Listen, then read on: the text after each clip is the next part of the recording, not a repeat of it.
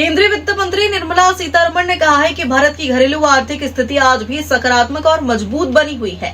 मुंबई में एक कार्यक्रम के दौरान उन्होंने कहा कि कुछ लोग देश की उपलब्धियों को कमतर दिखाने और डर का माहौल बनाने की कोशिश करते हैं, जो बिल्कुल गलत है।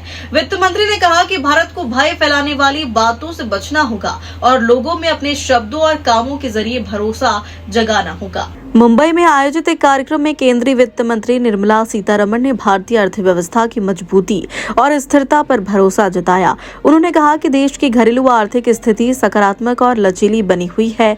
बावजूद इसके कुछ लोग लगातार नकारात्मक माहौल बनाने की कोशिश करते हैं। वित्त मंत्री ने कहा कि एक वर्ग ऐसा है जो देश की उपलब्धियों को जल्दी खारिज कर देता है और निराशावादी तथा संशयपूर्ण नैरेटिव तैयार करता है।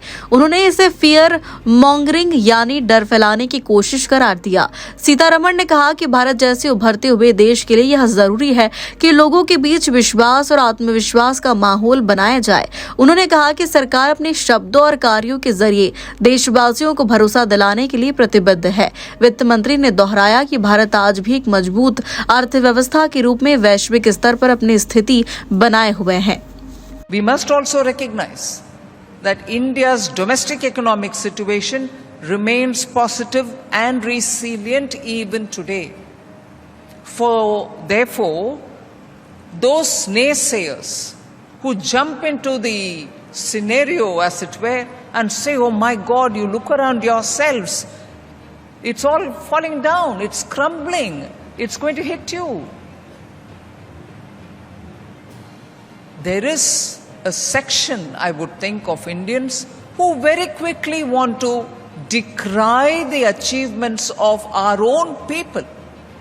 And therefore, for all the good that is being done by the common people themselves, that is forgotten.